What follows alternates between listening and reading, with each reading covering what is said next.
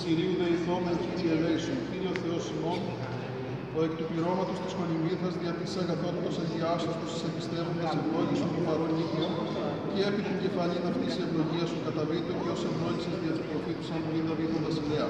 Ευλόγησον και την κεφαλή της δούλης σου δέσποινας, διακυρώσεις και ούτω μαρτών επιθυτών αυτό το πνεύμα της σου το Αγίο, όπως προκόπτω την ηλικία και πολλοί αγγελοφώτισαν σε να πέμψει και ήρθε αγαθά Ιερουσαλήμ πάσα στα ημέρας της ζωής αυτής.